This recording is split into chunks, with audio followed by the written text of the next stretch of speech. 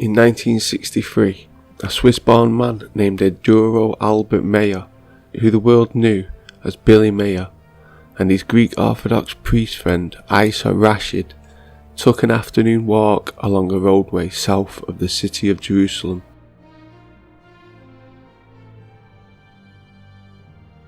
Mr. Meyer had contact with the Pleiadians for many years, according to him. During that afternoon walk, Albert Meyer happened to glance upwards and spied a small opening in the ground. Meyer took a torchlight from his backpack and examined the opening, which was found to continue inwards.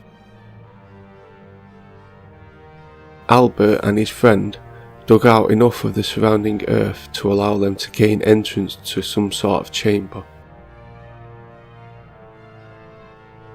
What they both found after crawling inside was an old tomb in a state of disrepair and half filled with earth.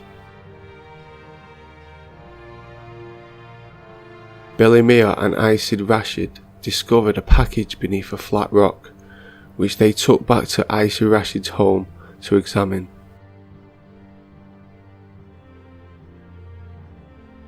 He had found the scrolls and the teachings of the true creation.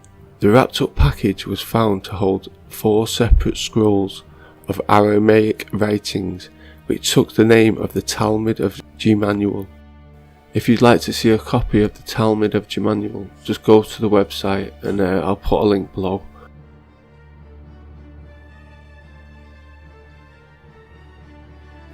Inside this document, they found what organised religions wanted to hide. Apparently, Jesus' mother, Mary, was from another world, and really his name was Master Gemanuel. The established churches named this person Jesus, changed the ancient writings, and left much out of the Bible. The controllers did not want to disclose the real truth of off-world beings visiting and teaching humans on Earth. This document, discovered in Jerusalem in 1963 by Billy Meyer, discloses how falsified and distorted the Gospels are.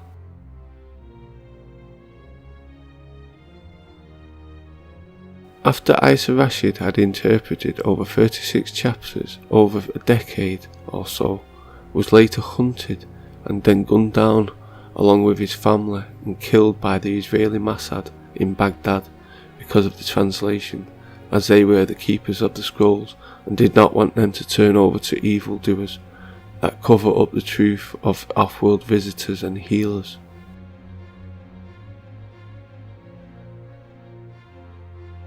They strongly contradicted the popular biblical teachings of the later day established churches, as it referenced the extraterrestrial links presented in the Talmud. The Book of Enoch, which predates the New Testament and which was excluded from the Bible at the Council of Nicaea in 325 AD, is a treasure house of knowledge and wisdom concerning the hollow earth. In section 1 of the book, chapters 17 to 36, Enoch, beloved scribe of God, is granted the unique privilege of observing and recording the secrets of the inner earth and heaven.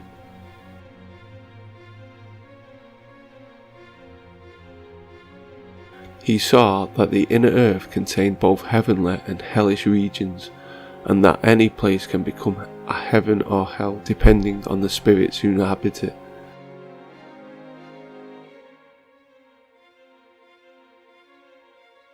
While the book was popular and widely read in the first centuries AD, it was later banned or suppressed by the new counterfeit Christianity, which obviously saw it as too revealing and counterproductive to its purposes.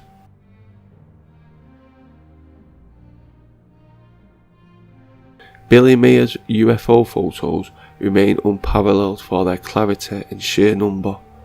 Several variations of the Pleiadian beam ships were photographed at various remote locations in the Swiss countryside, mostly between 1975 and 1982.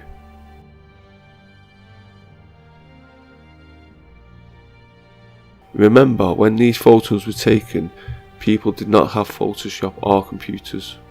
The purpose of these photo demonstrations offered by the Pleiadians was to allow Billy the opportunity to acquire evidence in the form of photographic proof.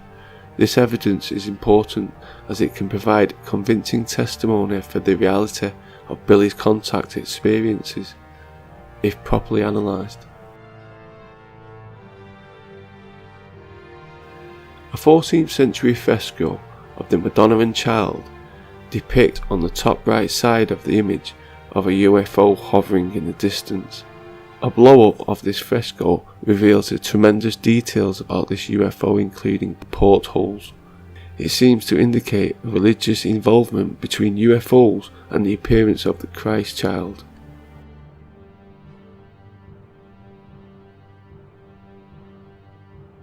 This painting was painted in the 15th century and hangs as part of a collection in the Palazzo Vecchio. Above Mary's right shoulder is a disc-shaped object. The artists were telling us something big.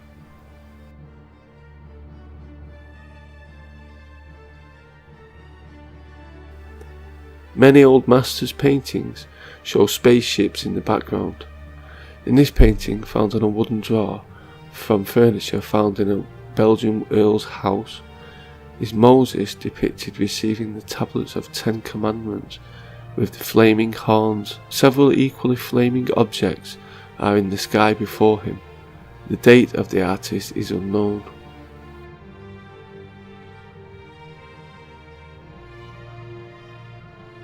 / 17th century fresco of the Crucifixion. Note that the two saucer-shaped craft on either side of Christ.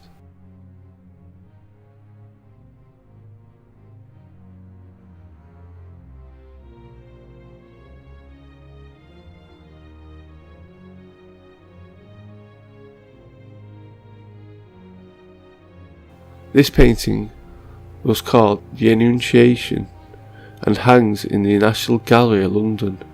A disc-shaped object is shining a pencil beam of light down into Mary's crown chakra.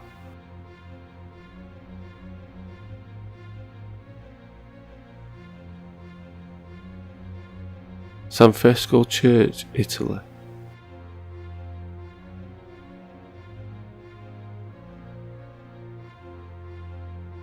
This picture shows a UFO sighting over Hamburg, Germany.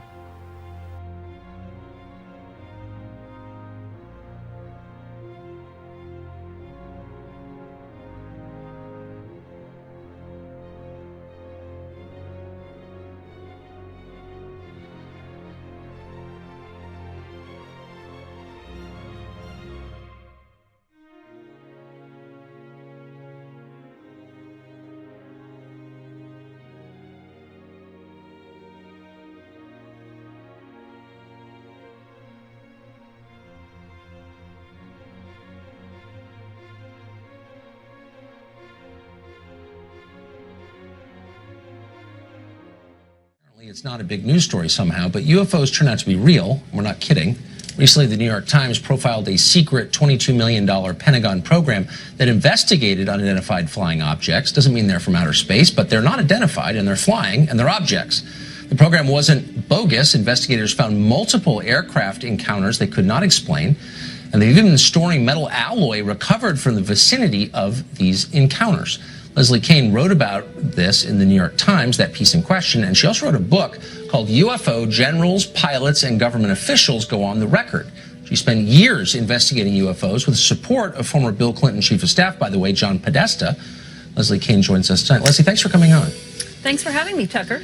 So that piece, I think, vindicated a lot of work that you've been doing for an awfully long time, and certainly got my attention, and I've stopped making fun of people like you and started paying attention. This seems like a huge story. So I know that it's vast and hard to sum up, but if you could just briskly tell us what we think we know about these sightings.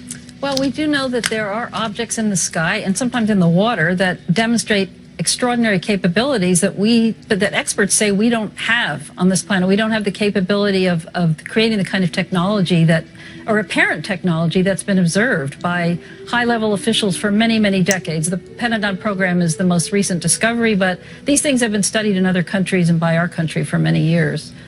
So what percentage of these sightings are we sure are not weather phenomena or experimental aircraft? Well, that's a really good question, because most sightings of UFOs that just people report are identifiable. I mean, we're talking about maybe 5 to 10% of all the sightings that are called in are not explainable. And the ones that are really of interest are the ones reported by military pilots, by commercial pilots, by trained observers, multiple witnesses, ones that are caught on radar, events that have a lot of data to support them and involve very, very credible people. So I guess what bothers me most about this story is how clearly people who should have been following up and paying attention haven't been. And the case that sticks with me, November 7th, I think, 2006, at Chicago O'Hare Airport, 4:15 in the afternoon, gate C-25, I believe, the pilot of the plane waiting to depart to Charlotte looks up and there is a saucer hovering not that far over the plane. People in the tower see it, other pilots see it, dozens of people see it. It's real, and the FAA refuses to investigate. How could that be?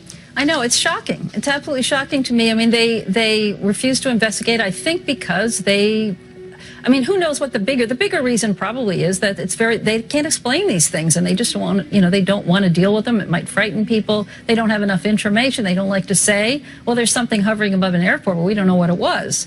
So basically, they will come up with other explanations for it, such as that it was a weather phenomenon. That's what the FAA said about O'Hare, which is really an insult to the pilots who witnessed this thing and many other observers who know that it wasn't weather. I mean, it was a metallic-looking disc-shaped object that hovered over as you said, hovered over a terminal, gate C-17 for about 5 minutes, and then it shot straight up through the clouds. This was an incredible aspect of the thing. It was hovering below a cloud bank, and all of a sudden it just shot straight up really fast through the cloud bank and cut a hole in it. So there was like a cookie-cutter clean hole in the clouds. You could look up and see the blue on the other side.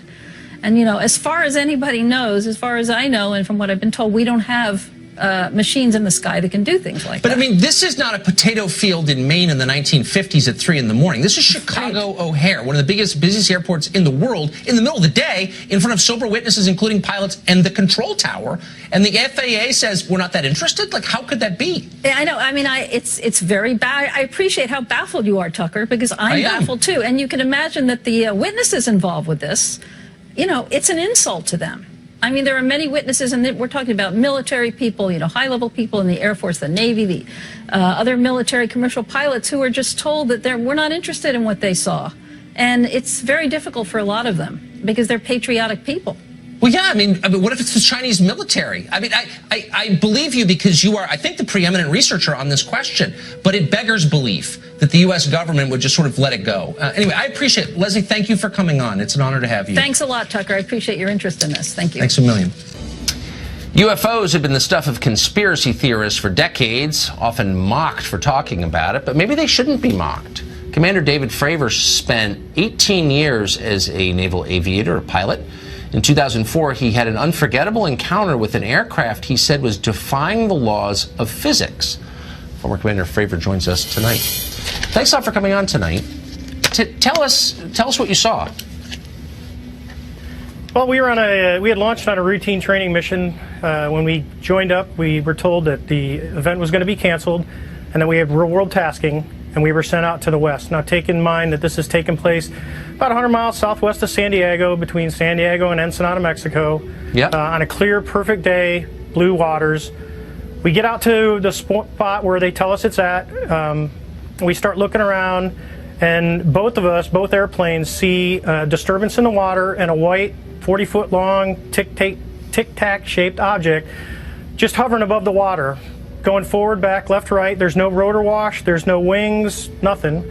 So as we drive around in a clockwise flow, we get to about the 9 o'clock position, and I said, well, I'm going to go down and check it out, and the other jet is going to stay high. So as we go down, when we get to the 12 o'clock position, it starts to mirror us. So it's in a clockwise flow, and it's on the opposite side of the circle from us. And we continue this. It's in a climb, we're in a descent. We're getting a great look at it. This whole thing takes about probably up to 5 minutes from the time we show up. I get over to the 8 o'clock position, it's at about the 2 o'clock position, and I decide I'm going to go and see what it is, and it's about 2,000 feet below me, and I cut across the circle, and as I get within about a half mile of it, it rapidly accelerates to the south in about 2 seconds and disappears. What would you estimate the speed? Oh, well above supersonic. It like a bullet out of a gun, it took off. So from what you know about aerodynamics, mechanics, physics, should this be possible, what you saw? Not with the technology that we have today. Not at all. Even now, even 13 years later, is there anything that you know of capable of this kind of behavior? No, there's nothing I know of. I mean, when we saw the video with the IR, it has no exhaust, no discernible things of anything form of propulsion. And this thing came from a dead hover over the water, just kind of moving around, to a climb up to about 12,000 feet to rapidly accelerating away in a climb, and in less than 2 seconds it was gone. And you figure you're talking 50 miles of visibility, and you can easily see an object that size easily out to 10 miles, and it just disappeared in seconds. What would be the effects on a human pilot of the G-forces involved in that altitude change? Well, the altitude wouldn't be bad. It would be the acceleration of the object. That's right. Honestly, I wanted to fly it. Yeah, but, talking to some physicists, they don't think the human body could handle that kind of force with that acceleration. It doesn't sound like the human body could. So bottom line, what do you think this was? I believe, as do the other folks that were on the flight when we visually saw it, that it was something not from this world. When presumably you expressed that belief to your superiors, what did they say? Actually, we caught a lot of grief getting back to the boat, and it got passed off as an event that no one could explain. Now, keep in mind, they had been tracking these for 2 weeks prior to us seeing it, and this was the first time that manned airplanes had been airborne when the objects appeared. This feels like a really big story to me. It's not exactly clear why Vladimir Putin's more interesting than this. I think this seems like a big deal. And Commander, I appreciate your taking the time to talk to us about it. Ragnarok in Norse mythology was the predestined death of the Germanic gods. A 3-year winter led to a final battle on the Vidvid plains, where the gods and the frost giants fought the epic final battle. Ragnarok marks the end of the old world and the beginning of the new covenant world. It is here that the mighty Midgard serpent will be emerging from the sea, while it splashes its tail and sprays poison in all directions, causing huge waves crashing towards the land. Meanwhile, the fire giant Sturtar will set Asgard, the home of the gods and goddesses, and the Rainbow Bridge Bifrost on fire. The Fenrir wolf will break free from his chains and spread death and destruction. The sun and the moon will be swallowed by the wolves Skoll and Hati, and even the world tree will shake to the ground. Odin and the Fenrir wolf will fight each other to the death, and Loki will turn on the Ases and fight Heimdall, and they will kill each other. Tyr will fight the watchdog Garn that guards the gates of hell. They will also kill each other. Thor will fight the Midgard serpent and kill it, but he will die of the poisonous wounds left behind by the Midgard serpent. Freya will be killed by the fire giant named Surtur.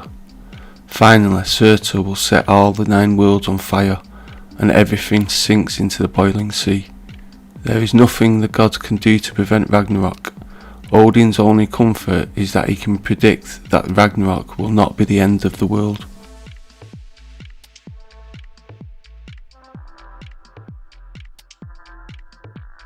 When most of the gods have perished in the mutual destruction with the giants, it is predestined that the new world will rise up from the water, beautiful and green, before the battle of Ragnarok. 2 people, a woman and a man, will find shelter in the sacred tree, and when the battle is over, they will come out and repopulate the earth again.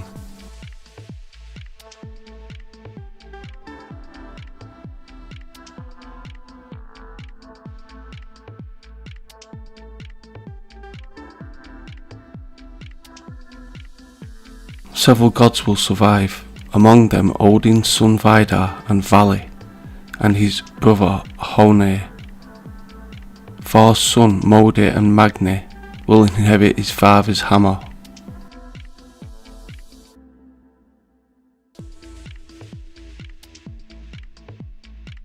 The few gods that survive will go into Idavol, which has remained untouched, and here they will build new houses. The greatest of the houses will be Gilmi, and will have a roof of gold. There is also a new place called Brimir, at a place called Oaklinir. It is in the mountain of Nidafol.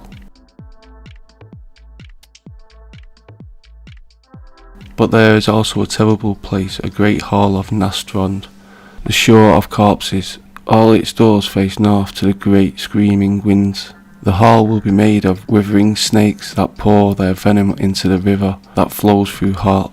This will be the new underground, full of thieves, murderers, and when they die, the great dragon Nidhugg is there to feed upon their corpses.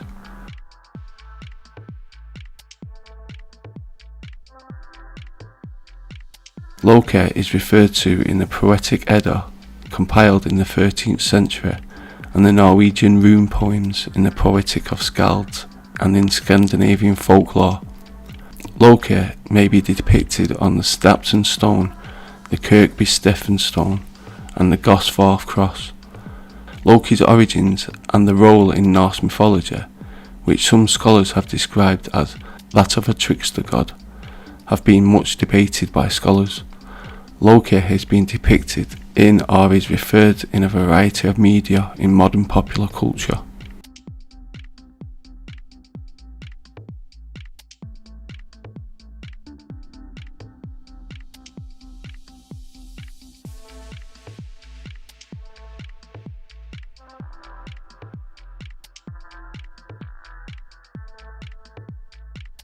In the Poetic Edda, it says, Viggrith is the field where the fight shall meet, Surt and the gracious gods.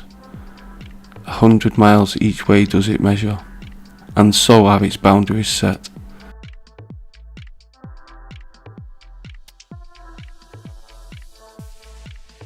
In the Prose Edda, Fenrir will eat Odin, but immediately after Odin's son Vidar will come forward to set his foot on the wolf's lower jaw and grasp its upper jaw, ripping its mouth apart, killing it.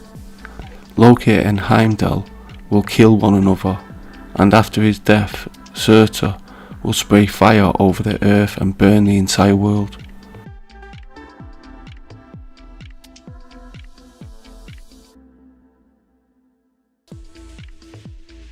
In Norse mythology, Surtur is a Jotun, which when translated means enormous and consuming. Surtur is attested in the Poetic Edda, compiled in the 13th century from earlier traditional sources such as the Prose Edda, written in the 13th century. In both sources, Surtur is foretold as being a major figure during the events of Ragnarok, carrying his bright sword. He will go to battle against Aesir and the major god Fenrir. Afterward, the flames that he brings forth will engulf the earth.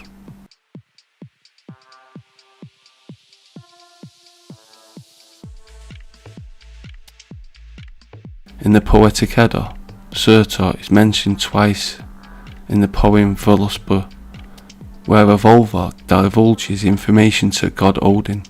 The Volva says that during Ragnarok, Surtur will come from the south with flames, carrying a very bright sword.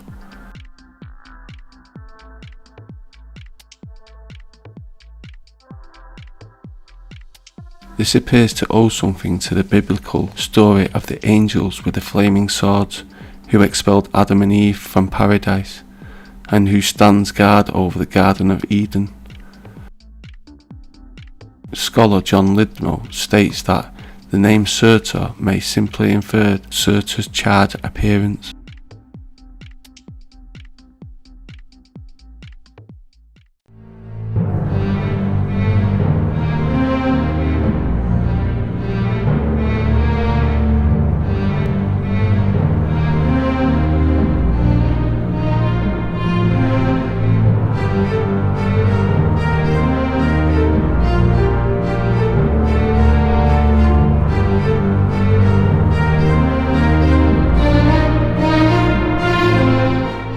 How did an African tribe come to possess advanced astronomical knowledge about the Sirius star system?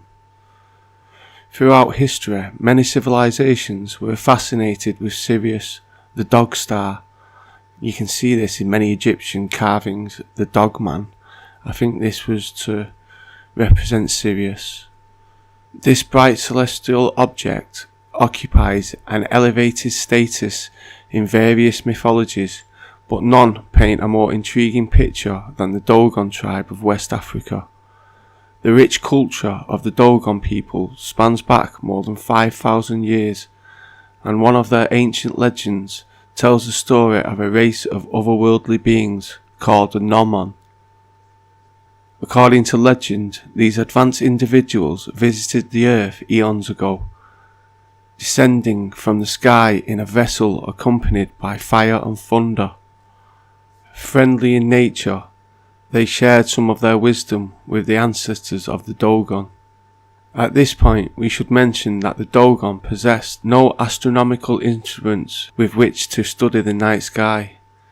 But despite this inconvenience, their legends mention that the Nomon came from a planet that orbits one of the two stars in the Sirius star system.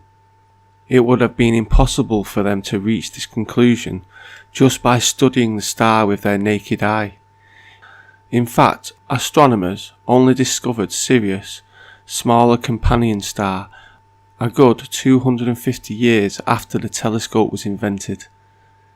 Every 50 years the Dogon celebrate the passing of a Sirius cycle, a tradition they keep in honour of the Nomon. This is exactly the time it takes for the Sirius B to complete an orbit around its larger, more well-known companion. Is this a coincidence? The fact that a primitive African tribe possessed advanced knowledge about the universe is a mystery, but one that can easily be explained if we viewed their legends as mirrors of real events. So what did the Dogon say about the Nomon? Their home planet orbits Sirius B. They landed in a large spaceship the Dogon called Pelu Tolo, or Star of the 10th Moon. This event is one of great importance for the Dogon. The Nomon ship was spiralling towards Earth. A new star appeared in the night sky, possibly a mothership from Sirius. The tribe described this star as having a swirling cycle of reddish rays around it, and also say that it was stationary relative to other stars in the night sky. The Dogon revered the Nomon as civilizing gods. They are commonly referred to as the Masters of the Waters, the Watchers, or the Saviours. When shown photos of the most encountered alien species, Dogon shamans identified them with the Nordic alien type, claiming that their tribe had met blue-eyed white humanoids long before meeting white men. As unbelievable as the story sounds, it is paralleled by many others worldwide, and they all share one common aspect: advanced alien beings visiting our planet, offering their aid and knowledge to being revered as gods. It would appear that these visitations occurred over 5,000 years ago, possibly following a great flood or another catastrophe. The white-skinned gods apparently visited the entire planet, as legends ranging from Australia to the Americas describe similar beings teaching mankind their ways. The problem is, people are getting mixed up with the Sirius aliens and the Pleiadians. These are obviously at war with each other. So from what I can gather, the Anunnaki are the Syrians and the Pleiadians are the Hebrew or Hebrew.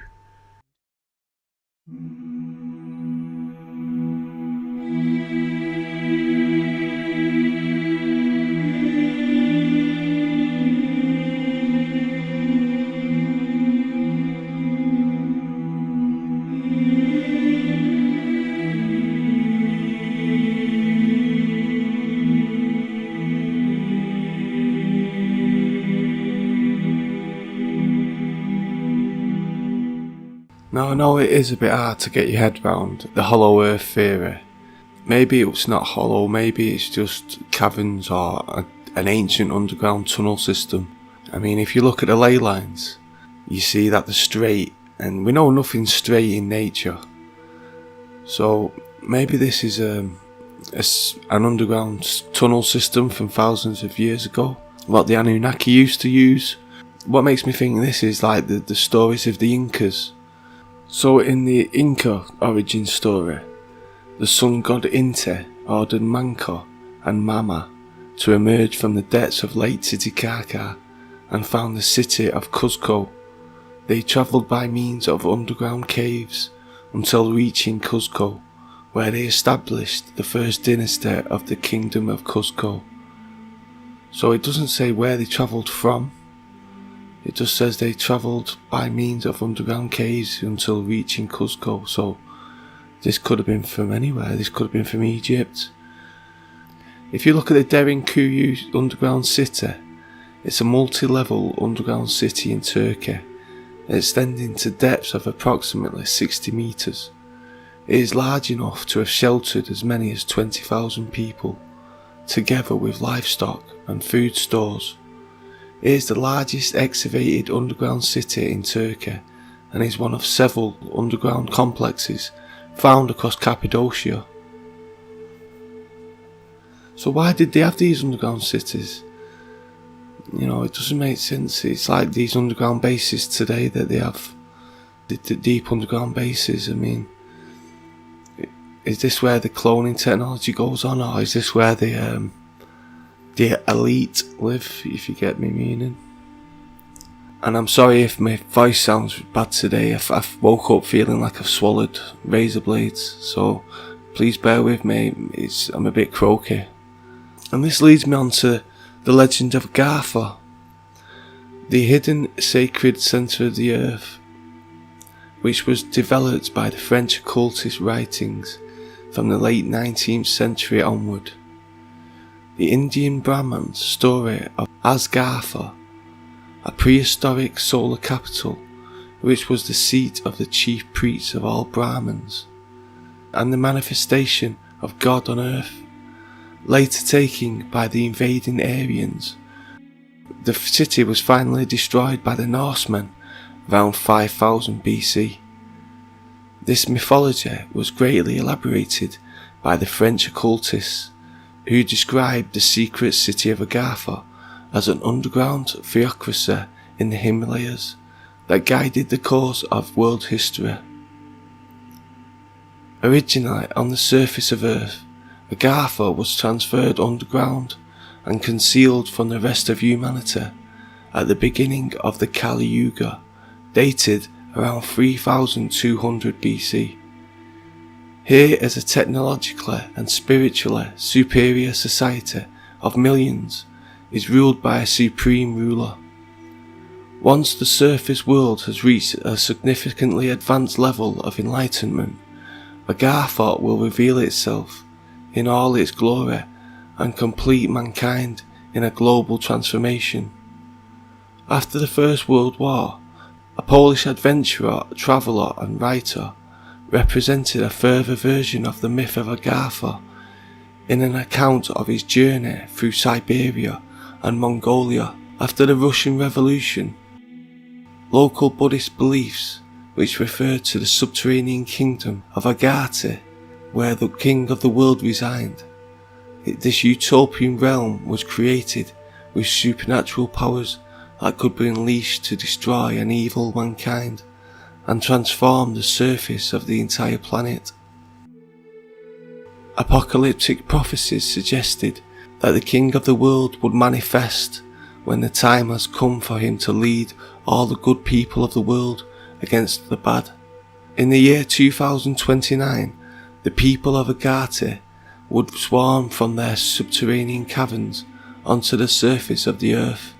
These ideas of a secret theocracy in the East were supplemented by spiritual power of thrill in the Nazi mysteries. In his novel The Coming Race, Sir Edward Bulwer Lytton had attributed this power to the subterranean race of men, the Vrilya, physically far in advance of the human. One ancient city in Ethiopia, which dates back to the 10th century, became a state of fascination for archaeologists, even though researchers did not have the ability to conclude that a race of giants lived there, as the locals believed. They nevertheless have determined that the region was at one time a centre of a thriving civilization. The legends of the giants are prevalent. The most popular giant comes from the Old Testament Goliath. In the Greek mythology, giants are known as gigantes, and in Indian mythology as daityas. Are these only a product of the wild imagination of our ancestors, or is at the heart of every legend a grain of truth, like they say there is? This question for ages appeared once and again in eastern Ethiopia, where giants once lived, according to the locals. For years, the locals were discovering Chinese coins, as well as old pottery. Additionally, they have found huge building stones, which were not capable of being moved by humans without the use of modern machinery. This also leads to the belief that just giants had the potential to move them. For about 2 years, one team of British archaeologists that was led by Timothy Insall, who is a professor at the University of Exeter in the UK, were searching the site for artefacts. But were they actually motivated by a hypothesis of giants, as well as a possible revolution in the archaeological knowledge? We still do not know, but the artefacts which were found by the local people were actually enough to attract the researchers. Professor Timothy Insall said, "The locals were extremely keen for us to solve the mysteries. The farmers were finding some strange objects, which include Chinese coins, while working on their land, and a legend stated that the area was home to giants. Unluckily, to the sad realization of the people, there was no proof of giants found by the team of archaeologists," Professor Insall added. "Obviously we have discovered that, but I am still not sure that they fully believe us yet. Some of them said that the bodies which we discovered were of the children of giants. However, the expedition did not end without some interesting discoveries. The team of professors found a 12th century mosque, as well as evidence of Islamic burials and headstones. Also, they have found jewellery, pottery from as far as China and the Maldives, as well as some coins from 13th century Egypt. Such findings actually indicate an important ancient trading city, which is connected with the Gulf and Egypt, as well as India and Middle Eastern cities throughout Africa." As the BBC reported, Professor Insall said, "This is a discovery which revolutionises our understanding of trade in the neglected part of Ethiopia. What we actually found shows that this area was simply the centre of trade in that area. So does this prove that the Anunnaki all traded together? This proves that all them civilizations were in an alliance, if you like, against the Hebairu. Even though it looks like they have yet to prove the existence of giants, there is still the question of whether the researchers have dug enough. A lot of cultures, as well as their legends, that were separated by vast oceans, similarly indicated that there were giants once living on Earth, and the different megalithic monuments also suggest their existence in the past. What is the truth and what is going to be revealed in the future that comes? The finding of some rich cosmopolitan city in Hala is for sure quite a find, and proves that the Anunnaki civilizations traded together and was allied. You've been living in a dream world, Neo. This is the world as it exists today. The Baltic Sea anomaly that was found in 2011. Well, there's been an update, and apparently when the search team tried to get anywhere near the thing, it turns off all their electric equipment. Today referred to as the Baltic Sea anomaly, since 2011 no one has been able to identify the object, and it causes electronic equipment in its vicinity to malfunction. It turns out there is a mysterious sunken object located at the bottom of the ocean, which ever since its discovery has baffled both experts and marine explorers. The object, which bears resemblance to the legendary spaceship from Star Wars, the Millennium Falcon, is called the Baltic Sea Anomaly. It was found by underwater explorer research group called OOWK Team in 2011 at the depth of 91 metres. The team, led by Captain Peter Lindberg and co-researcher Dennis Asberg, noticed that the mysterious object and what appeared to be drag marks behind it using side-scan sonar equipment. However, everything was fine until the crew which found the object reported electronic malfunctions while in the vicinity of the sunken ship. Professional diver Stefan Hogeborn, part of the OOWK team, said, "Anything electric out there and the satellite phone as well stopped working when we were above the object, and then we got away about 200 metres, it all turned on again, and when we got back over the object it didn't work. The mysterious sunken UFO is 61 metres wide and measures approximately 8 metres in height. The mysterious round-shaped object has led people around the world to speculate what it might be ever since its discovery. Theories ranging from the giant mushroom to sunken Russian ship to an alien spacecraft have been proposed by millions of people around the world. The mystery surrounding the object at the bottom of the Baltic Sea deepened when geologist Steve Weiner said that according to his test, the object was not a geological formation, suggesting that the structure was in fact made from metals which nature could not reproduce itself. I also come across another story about the Pentagon discovering an Anunnaki subway base in Romania. Now, we all know that Romania's history is being covered up. I did a video on that a few years ago. It was an interview from Coast to Coast Radio, and it was with a Romanian gentleman talking about how the Romans used to look up to the Romanians, and they used to give him a different name to the rest of the people. Also, he was saying that the history was being covered up for some reason, and there was a lot of digs and a lot of ancient monuments being found that have never been exposed to the public. It just tells you about an underground base in the OOWK mountains in Romania, where they say they found an Anunnaki base, but it's they can't get to it because it's a dome covered in electromagnetic field. It just reminded me of that, of the ship, of the Baltic Sea Anomaly. It was discovered in 2002, and it was just an orifice in an area of the OOWK mountains. It was a mysterious cavity that penetrated into the interior of a rocky complex, and images from the satellite collected from scanning the OOWK mountain. It has two enormous walls of electromagnetic energy, and that concludes that it's an Anunnaki military base or something similar.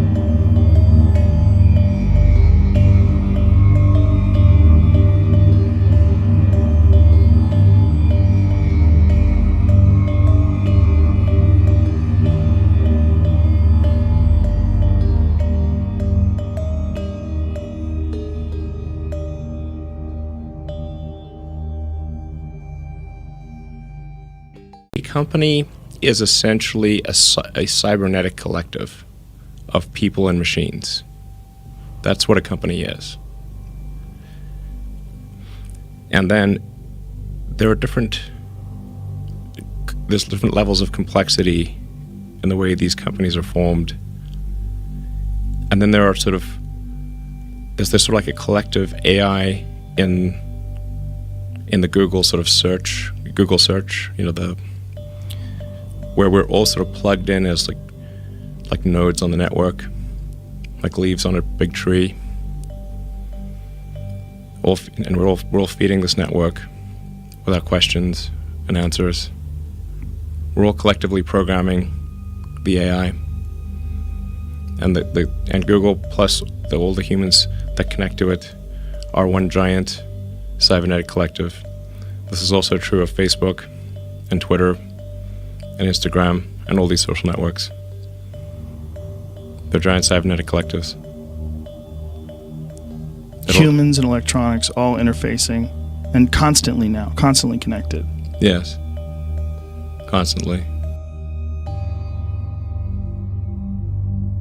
When I watch you doing all these things, I'm like, how does this motherfucker have all this time and all this energy and all these ideas, and then people just let him do these things? Because I'm an alien. That's what I've speculated. Yes. I'm on record saying this in the past. I wonder. It's true. I mean, if there was one, I was like, if there was like maybe an intelligent being that we created, like some AI creature that's superior to people, maybe he'd just hang around with us for a little while like you've been doing and then fix a bunch of shit. Maybe that's the way.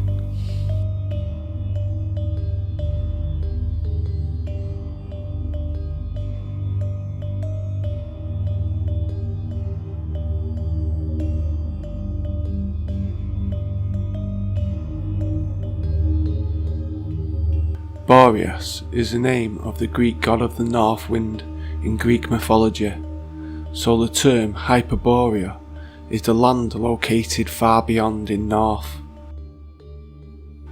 The Hyperboreans are mentioned in the Greek myths before the time of Homer. Herodotus mentions them as being part of the legendary Theban epic of the Egyptian myth, but in some way connected with the cult of Apollo, the sun god, whose homeland is said to be beyond the north wind, possibly in the region of the Arctic Circle.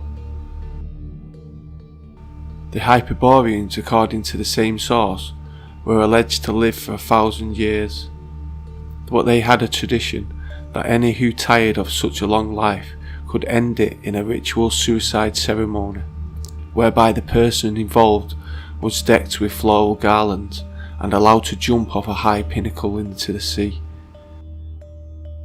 Other legends think of Hyperborea as a legend of the West, identifying it with the Garden of Hesperides, whose tree bore golden fruits, the Elysian fields, or even the Happy Isles.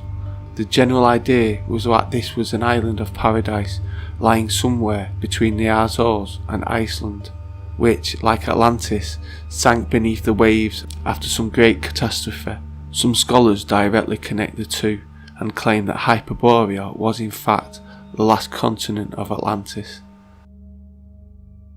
Jerry Foster thinks that Hyperborea and Thule could refer to the same place, and depending on how far back in time the legends can be traced, it may be inferred that there was a warm, temperate and habitable land in the North Pole before the last polar shift. He even says that the legendary land could well be the British Isles, merged with the European landmass at that time, which are far northwest of both Egypt and Greece.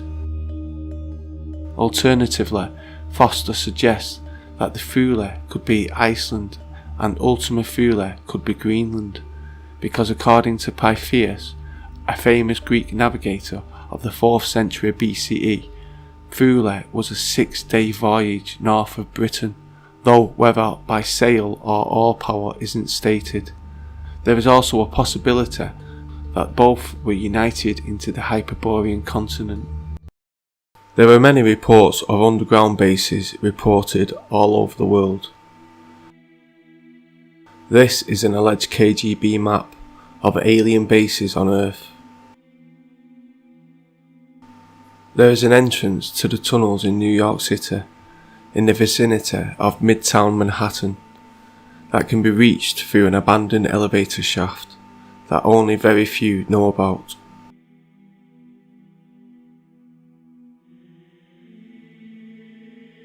The Nahanni Valley, Canada. This covers 250 square miles in the southern end of the Mackenzie Mountains of Canada. It lies almost 550 miles due west of Fort Simpson, on the Mackenzie River of northwest Canada.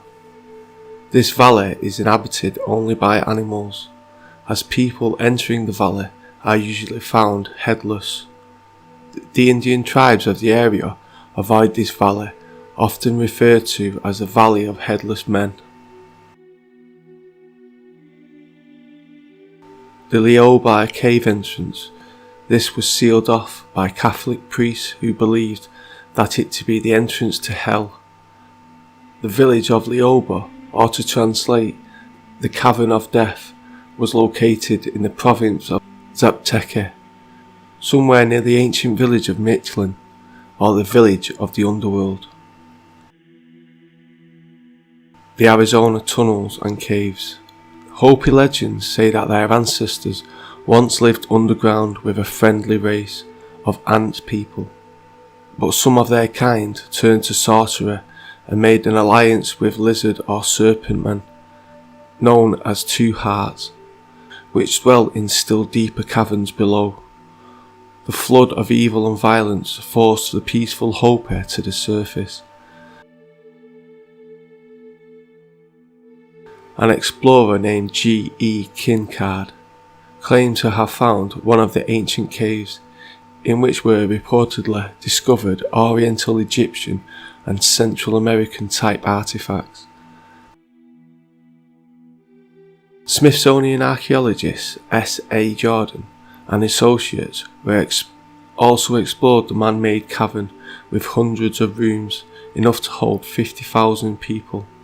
The underground city is about 42 miles upriver from El Torvar Crystal Canyon and the Crystal Creek, and about 2,000 feet above the riverbed on the east wall. South America. Carl Brugger, in his book The Chronicles of Akkar, gives the history as given to the author by one of the chiefs of the Uighur Mongoloid tribes, whose ancestors were allegedly part of a vast empire which covered South America in ancient times. Some of these ancient people, the chief claimed, left the planet in aerial vessels to explore other planets of the solar system and beyond, leaving behind vast subterranean cities beneath the Andes Mountains and western Brazil. In 1971, due to the constant encroachment of settlers or invaders into their territories, 30,000 survivors of the Uighur Mongoloid tribe allegedly escaped to this ancient system of underground cities consisting of 13 separate subterranean complexes, all connected by tunnels, one of which is said to extend to Lima, and others of which are located throughout the Andes mountain range of Peru. There is an ancient legend among the Hindus of India that tells of a civilization of immense beauty beneath Central Asia. Several underground cities are said to be located north of the Himalayan mountains, possibly in Afghanistan or under the Hindu Kush. This subterranean Shangri-La inhabited by a race of golden people who seldom communicate with the surface world. From time to time they travel into our land through tunnels that stretch in many directions. Entrances to these tunnels are believed to be hidden in several of the ancient cities of the Orient. Tunnel entrances are said to be in Ellora and the Ajanta caverns in the Chandor mountain range of India. We can visit other people with their habitation. We can keep track. If there's something very important to be developed from the moon, I'm not sure what it is right now. And I sure think we should identify what it is for America to make such gross expenditures, again, for human habitation on the moon. We can help. We can join with. Together, we can explore the moon and develop the moon. We should go boldly where man has not gone before. Fly by the comets, visit asteroids, visit the moon of Mars. There's a monolith there, a very unusual structure on this little potato-shaped object that goes around Mars once in 7 hours. When people find out about that, they're going to say, who put that there? Who put that there? Well, the universe put it there. If you choose, God put it there.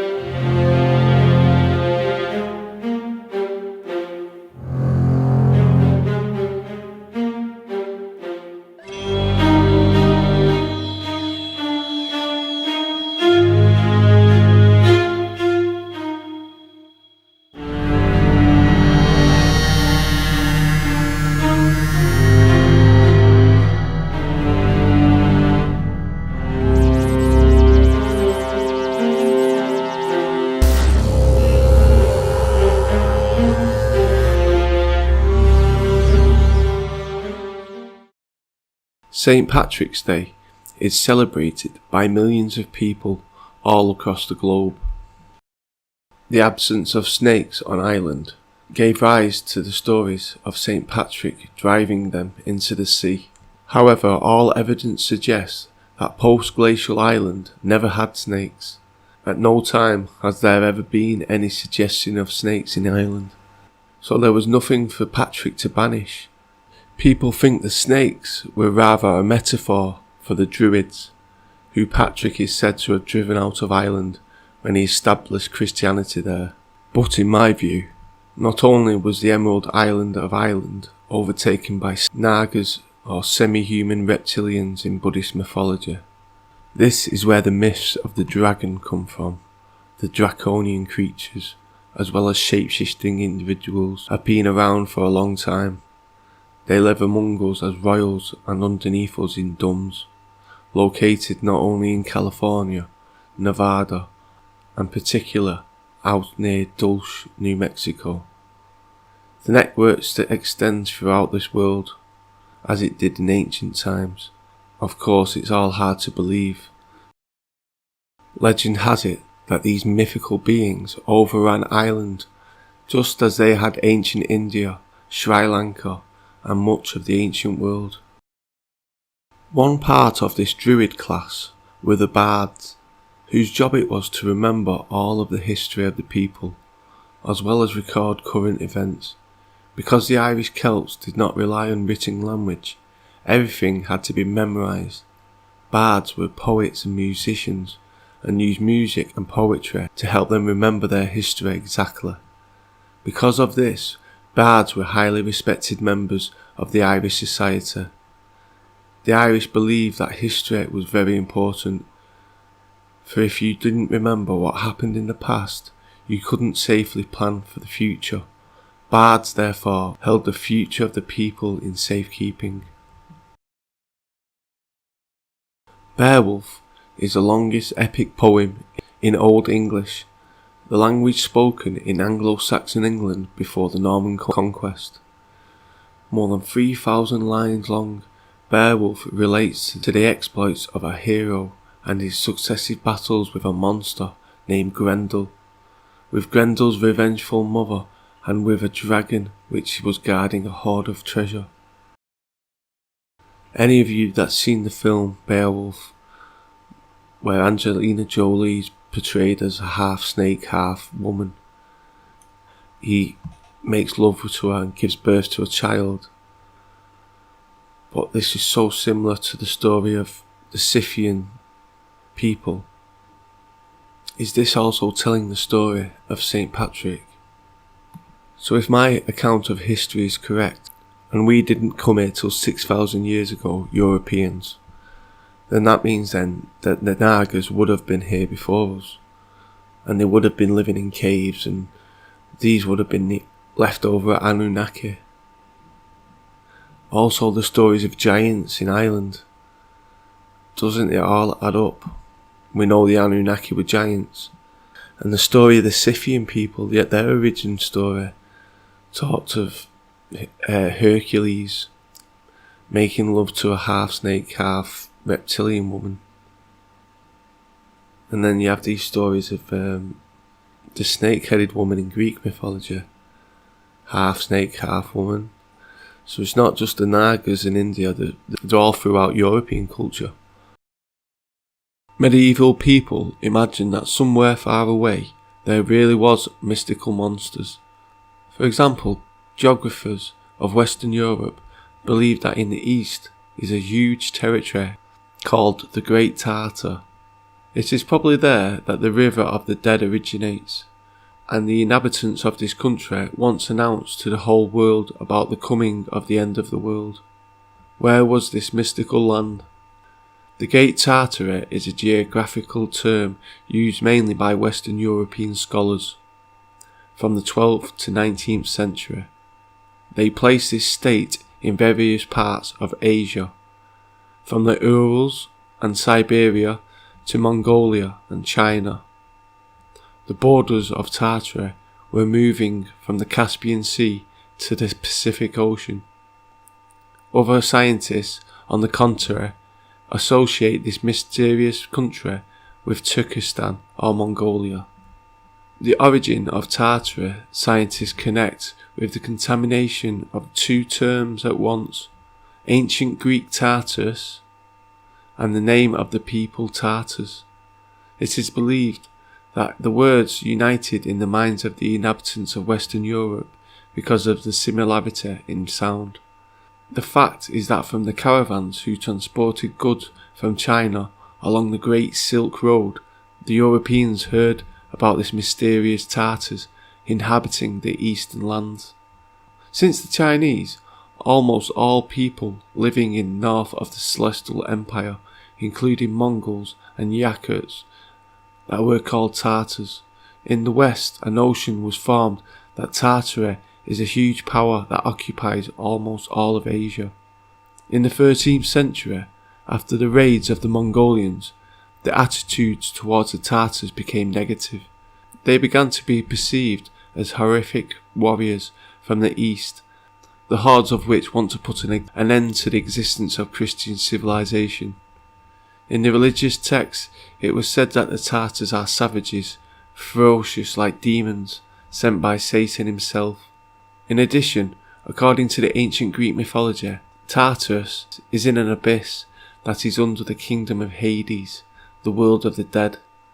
Because of the similarity of the Tartars with the name of the pagan hell in Western Europe, the opinion was formed that the Great Tartary is a land where different monsters, including the legendary Gog and Magog, live, and people there worship the Antichrist. Many scientists from Western Europe consider Great Tartary a huge empire stretching from the Urals to the Pacific Ocean. For example, an Italian diplomat in his work Universal Relation, dated 1595, wrote that this country used to be called Scythia, and it occupies half of Asia. However, not all scholars were inclined to give the Great Tartary such vast expanses. Some geographers had this country in Central Asia.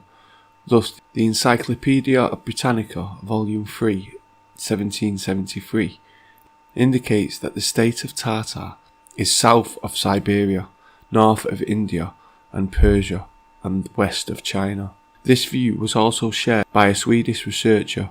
In 1730, he published Geographical Description of the Great Tartary, places the state between Mongolia, Siberia and the Caspian Sea. A number of scientists directly associate Tartary with the birthplace of Genghis Khan, the Italian diplomat who visited Mongolia in 1246. Left a bizarre description of this country in his work The History of the Mongols, which we call the Tartars. He combined his travel experiences with medieval mystic legends. For example, the author mentioned firecrackers, people with dog heads and cow hooves, and as well as creatures whose legs do not have joints. Some researchers have mentioned in their works that in a huge empire it's so cold that ice is already shallow under the earth. It was from here, as the French traveller of Hungarian descent, Franz Tott, believed that the cradle of humanity, in his memoirs on Turks and Tartars, 1784, he wrote that the earliest people migrated from Tartarus to the south and west, populating China, Tibet, India, and later Europe. Many Catholic scholars regarded the border between Europe and Asia as a mythical frontier of good and evil. For example, the English explorer John Speed in 1626 presented to the scientific community the new chart of Tartary, compiled by him.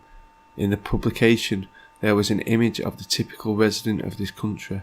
He was wearing clothes worn under Ivan the Terrible. Tartarus was associated with the world of the dead, or a country ruled by evil forces. Although on the very first Russian maps you can find this state, which is explained by the influence of the Western European traditions.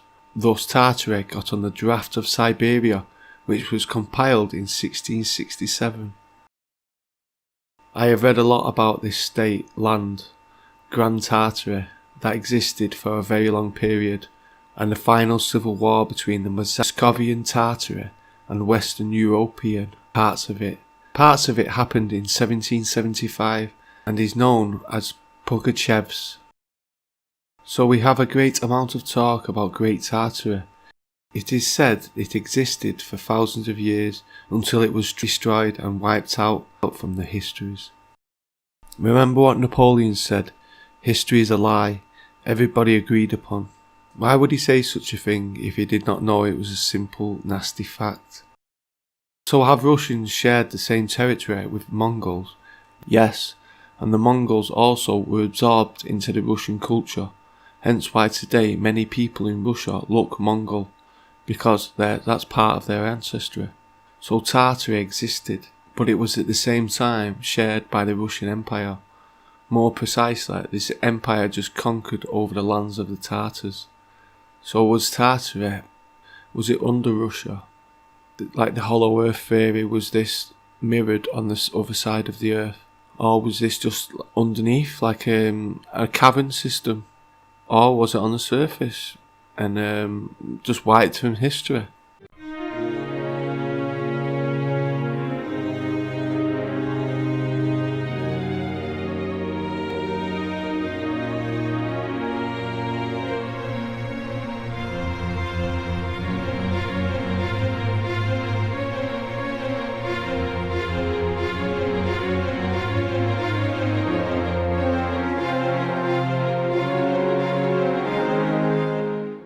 I think we can all agree that Christopher Columbus was a very clever, brave man.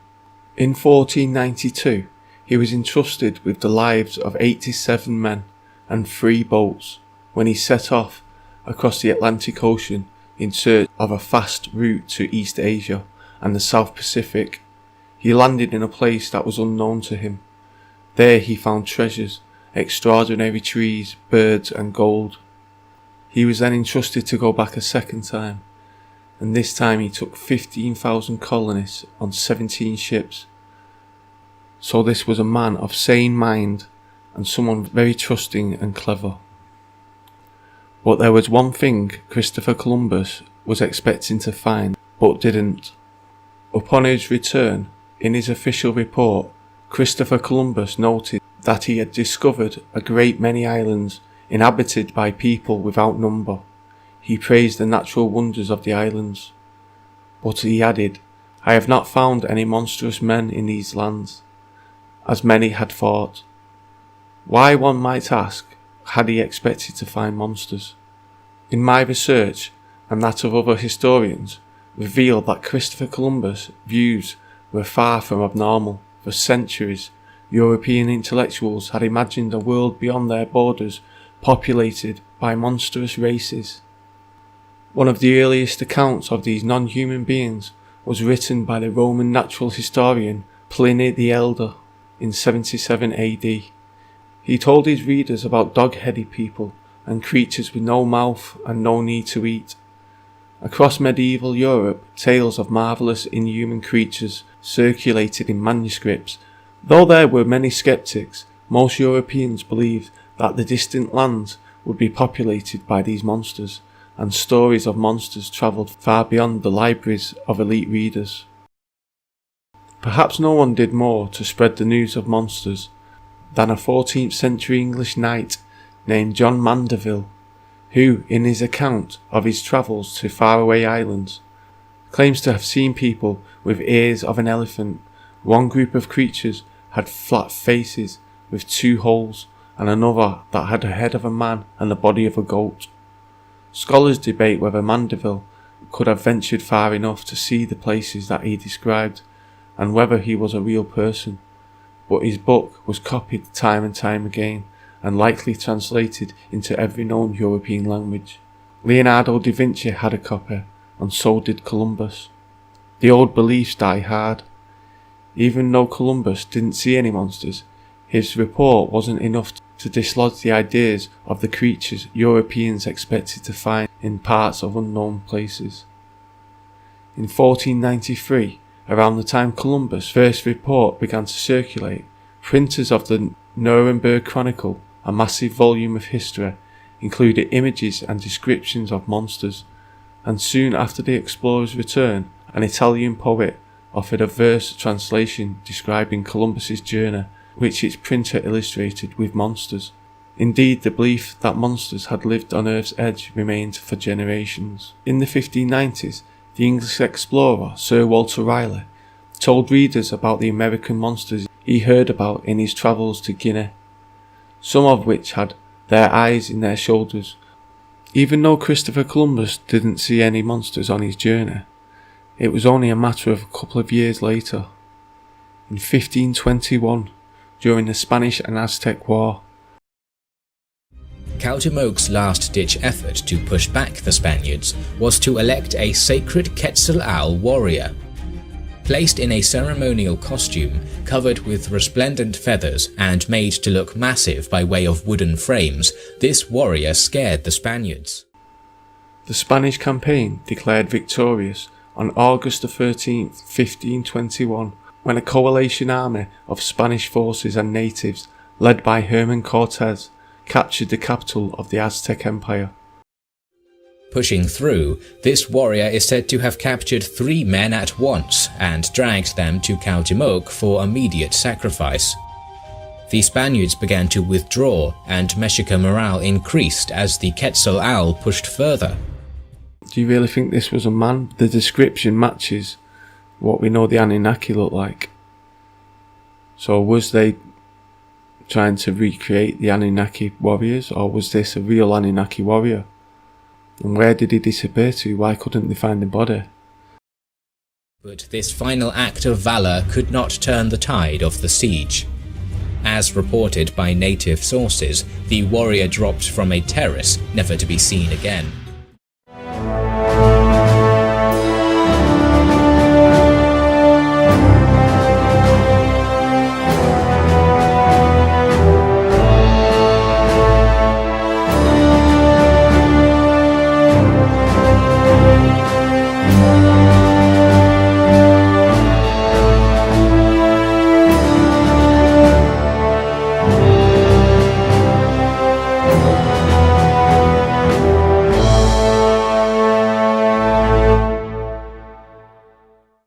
So today we're going to talk about the epic legends of classical Greece and Rome, and I'm going to explain to you how they're talking about the ancient war that we've talked about many times on this channel.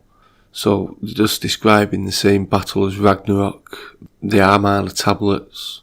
So let's get into it. The legends of Greece and Rome appear to have been based on genuine historical figures and actual events. These classical heroes are flesh and blood characters from our ancestral past. We will uncover the Indo-European origins of the mysterious Hyksos.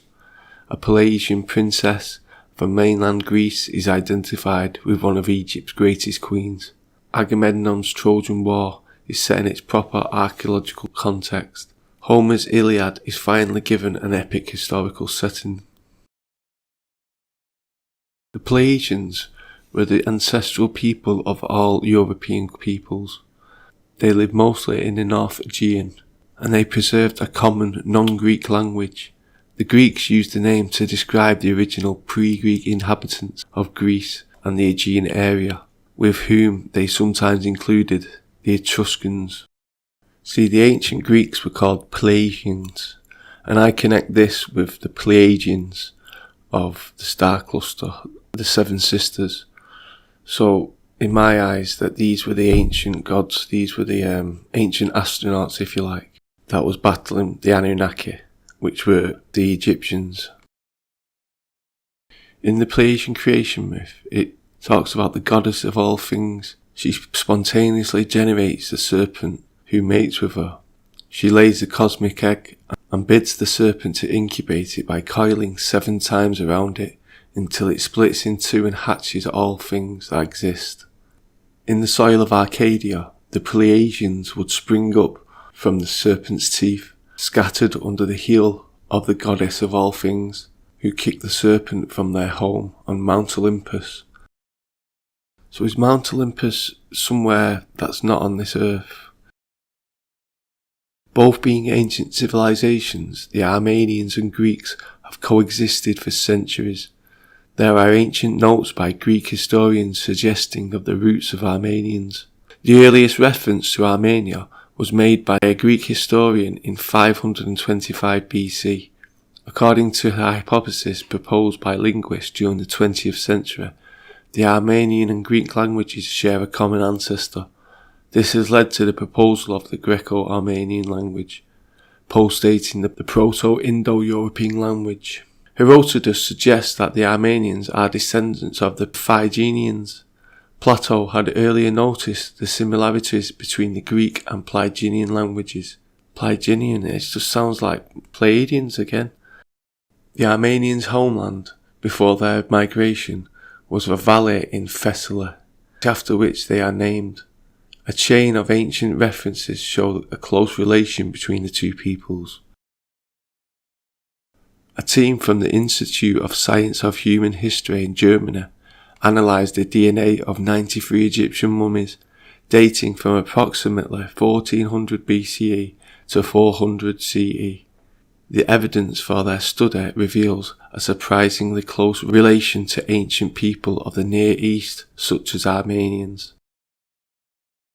Ancient people believed that mankind evolved in Armenia, built a high civilization, but was destroyed by a great flood, after which the remnants spread to all directions. The Holy Bible places the Garden of Eden in Armenia, and the genesis of human races around the Mount Ararat, upon which landed Noah's Ark, but probably the greatest contribution of the Armenian highlanders to mankind has been the creation of alphabetic writing. It was this revolutionary concept of script which was destined to become the foundation for which all ancient and modern alphabets evolved. Prominent scholars agree that the alphabet was invented by the historic Hyksos people during their domination of the Near East between the 18th and 16th centuries before Christ. But who were these enigmatic Hyksos?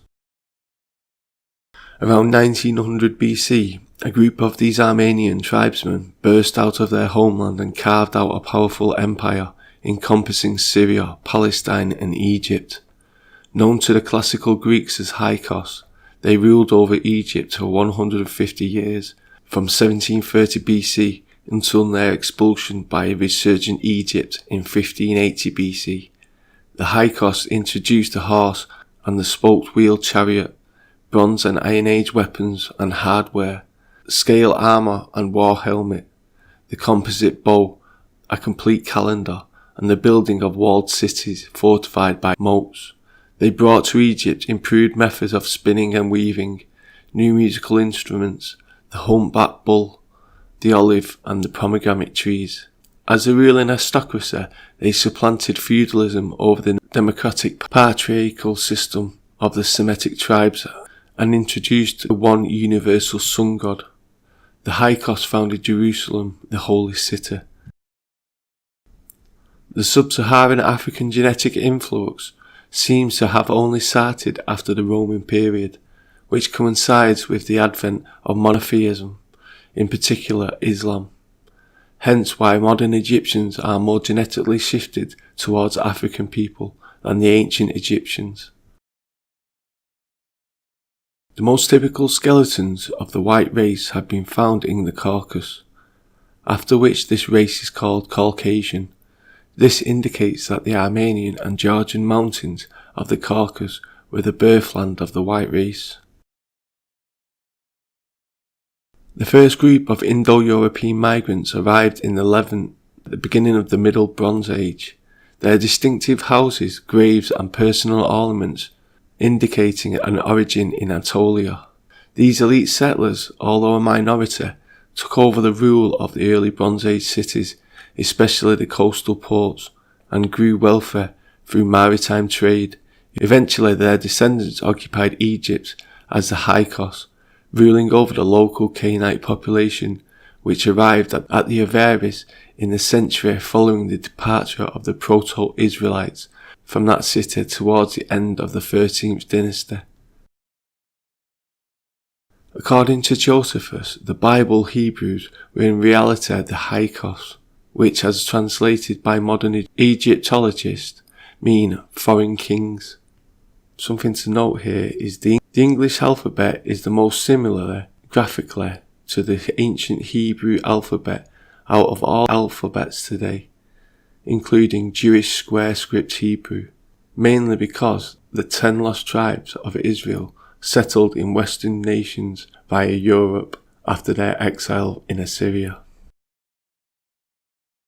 The Hyksos were subdued and were indeed driven out of other parts of Egypt, but were shut up in a place that contained 10,000 acres. This place was named Avaris, which the shepherds built a wall around all this place, which was a large and strong wall, and this in order to keep all their possessions and their prey within the place of strength. But Moses made an attempt to take them by force and by siege, with 480,000 men to lie row-tongue about them. But upon his despair of taking the place of siege, they came to a composition with them, that they should leave Egypt and go without any harm to be done to them. So basically the Hyksos surrendered. They was obviously surrounded by this large army. They surrendered and they come to an agreement that they'd let them go free. That's what this is describing. And obviously the town with the large wall, this is Jerusalem. Apophis, Hyksos king of ancient Egypt, who initially controlled much of Egypt, but was driven back northward to the vicinity of his capital in the Nile River Delta by the successive attacks by the Theban pharaohs. This means that Apophis became king of Egypt in virtually the same year as the Pharaoh eruption in the Aegean, which is dated 1628 BC. We're going to talk more about this Pharaoh eruption. I think this is when the nuclear war happened at the time of this Pharaoh eruption.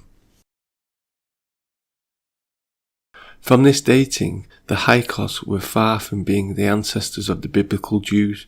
They are way too early, having ruled over 200 years before Abram.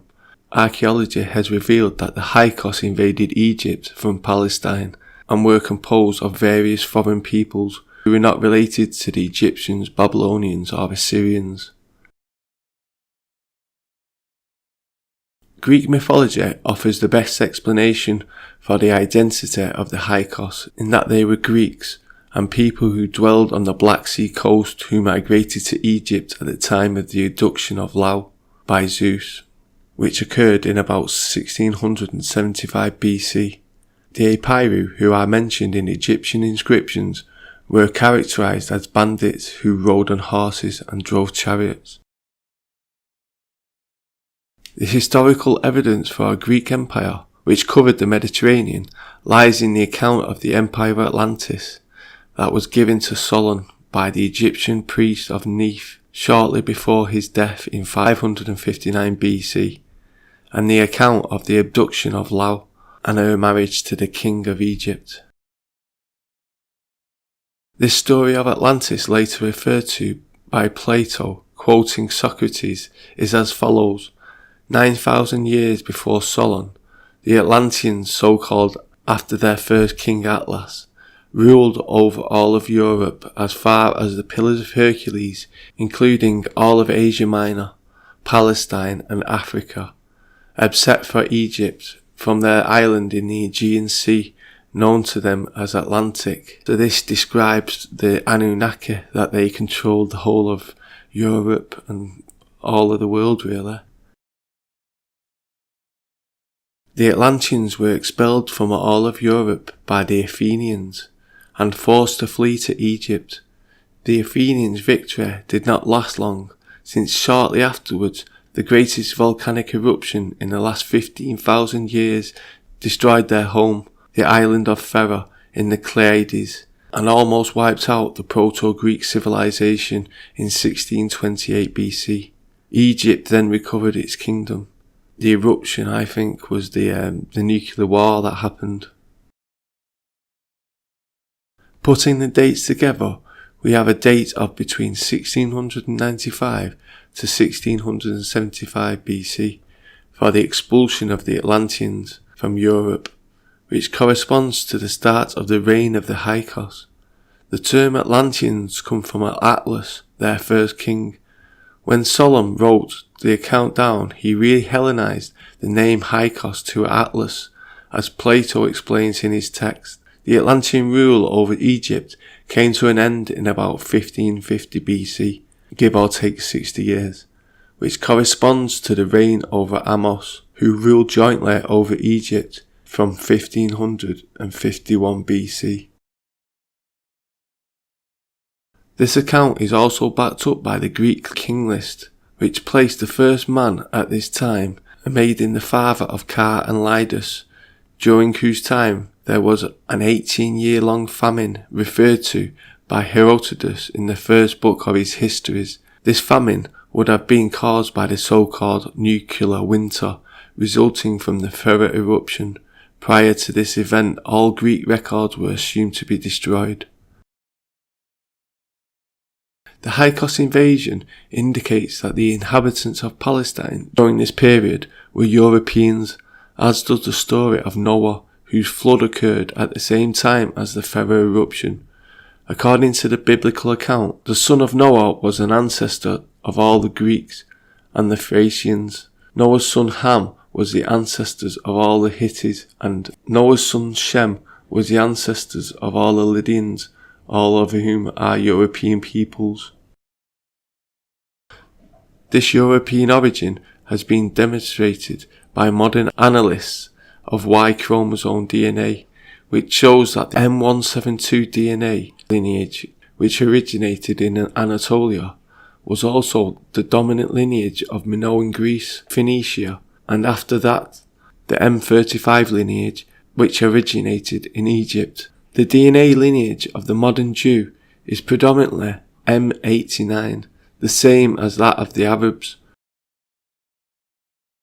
So let's now consider another candidate for who the Jews were.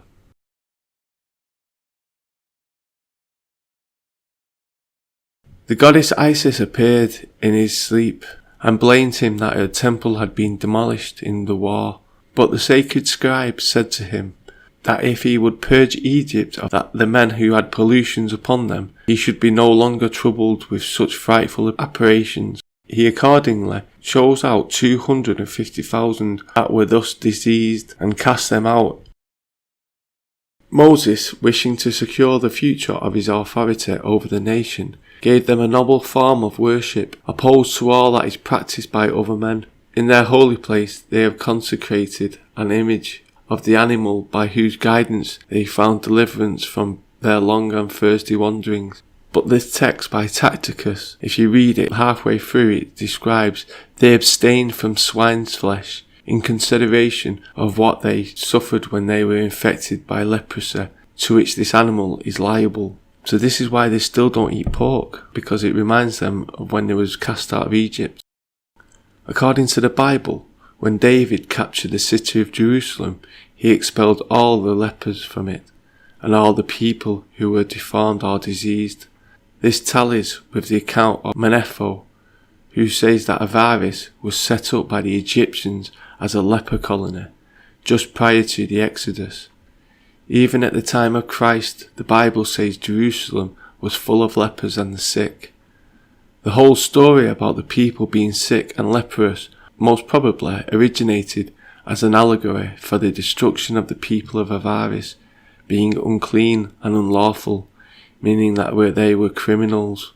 In the Middle Ages, the people most likely to become lepers were prisoners kept in dungeons.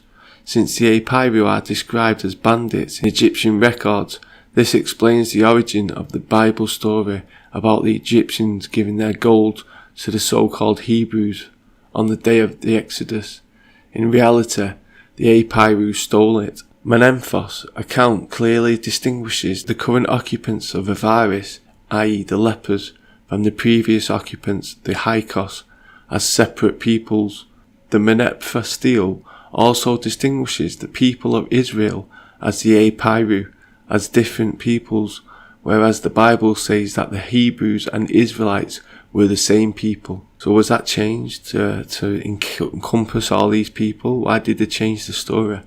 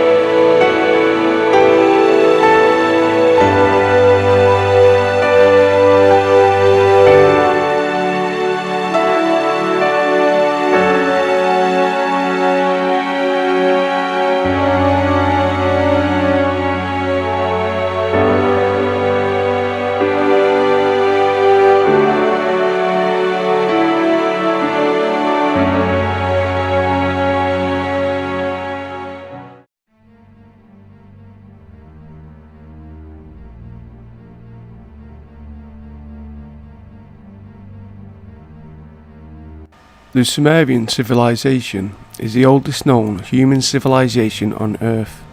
Their gods were called the Anunnaki, which in Sumerian means those who from heaven to earth came. It blossomed out almost overnight, around 3800 BC, in Mesopotamia, the land between two rivers, Tigris and Euphrates, and came to a sudden end in 2024 BC, when it was laid waste by a deadly radioactive cloud brought by easterly winds from the Sinai Peninsula, where according to some ancient records, a nuclear war took place. The huge black scar in the face of the earth in the southern part of the Sinai Peninsula, and the blackened stones that show signs of being instantly melted by extreme intense heat. There is more evidence. Higher than normal levels of radioactivity have been found in the Dead Sea, and the site of Sodom and Gomorrah have been nuked at the same time. And in the land of summer itself, a recent study found that around the time of the destruction of summer, there was a sudden climate change there, the nature of which is consistent with a nuclear fallout. The date suggested by the study is the very same 2024 BC given by Stitching. The Sumerian civilization disappeared around 2000 BC, just as suddenly as it appeared. It is clear that its fall was very tragic, as many Sumerian lamentation texts have been found bewailing the destruction and desolation of various Sumerian cities. All these lamentation texts blame the destruction of the use of some weapons of terror and some great deadly cloud. The detailed descriptions of their effects leave no doubt that these weapons of terror were nuclear weapons. It is the story of Sodom and Gomorrah. The Sumerian texts leave no doubt that the intercontinental ballistic missiles that dropped nuclear warheads on Sodom and Gomorrah were launched from Africa and belonged to the Anunnaki. The Sumerian era epic lists 5 cities along with a spaceport in the Sinai Peninsula that were nuked, Sodom and Gomorrah being only 2 of them. The Bible goes into more detail as to what was actually going on. History had it that following the invasion of the Pleiadians, helped by Abram, the Anunnaki met in their assembly and decided to nuke the spaceport, so that it did not fall into the hands of the Pleiadians. And with proper understanding of who the ancient gods really were, we can now properly address the question of why do we not see them and where did their advanced technologies go. Zachariah Stitchin does not answer or even address this question, and for the most part he ends his Earth Chronicles in 2024 BC. In my research, I have found that all evidence points to the Anunnaki gods being overpowered and forced off Earth by Yahweh or Jehovah of Judeo-Christianity over the period from around 2000 BC to 1000 AD. The trouble started around 2000 BC, when just as the Anunnaki were fighting between themselves over whether Enki's son Marduk would get his wish to take control over the human settlements from the other Anunnaki gods, something very strange was happening to a man of Sumerian descent named Abram. He received directions from some god. Logic suggests that this god was Yahweh of Judaism, but there is no direct proof of this so far. The first appearance of Yahweh on earth is at the time of the Exodus and the creation of the State of Israel in 1433 BC. But regarding the creation of humankind, Yahweh has his version of history that has been taught to people over the past 3,500 years. Enki was the devil. Enki appears in the Bible as Nanash, who seduced Adam and Eve. So who really was Yahweh? He was a god in the same sense in which the Anunnaki were gods. He was a ruler, a head of state of the Pleiadians. He led the human slaves out of Egypt and into Palestine, the land he had chosen for his state of Israel. Like the Anunnaki, he was also a real physical force, not a myth in people's minds. Some thinkers have puzzled by how could the Jews so easily escape the Pharaoh's troops and defeat all the indigenous people of Canaan, who put up a defence against their invasion, even though the Jews were never particularly good warriors. Along the way to their promised land, they sacked the great city of Jericho. Jericho was the oldest city on earth, built around 8500 BC. Jericho was obviously built by the Anunnaki, not by humans. As the oldest city on earth and a major Anunnaki fortress, it was a preparatory of cultural valuables for thousands of years. The Jews laid it waste. But the question is, how did they manage to do it? Jericho was a major Anunnaki outpost and certainly very well fortified. How could a mob armed with weapons no more advanced than axes and spears overpower a fortified Anunnaki city with advanced weapons? The Hebrews themselves, of course, say their God Yahweh helped them do it, and indeed he did. A close reading of the Bible reveals that as the Jews were marching from Egypt to their promised land, there was a UFO flying overhead. The accounts from the other side of the conflict confirm this. Yahweh was indeed responsible, and it was his ship that overpowered the defences put up by the indigenous people of Canaan and their Anunnaki leaders. This is how the Judeo-Christianic God forced the Anunnaki and their slave human followers out of Palestine. Yahweh wanted to take control of the whole earth away from the Anunnaki. Over the millennium and a half before the birth of Christ, long and bitter wars were fought between Israel, headed by Yahweh, and the Anunnaki leaders. After centuries of bitter warfare, the Pleiadians were winning until a nuclear attack by the Anunnaki mentioned before. The Middle East was lost to the Anunnaki. The Pleiadians had to evacuate to Western Europe. Forced out of the Middle East by Yahweh, where did the Anunnaki go?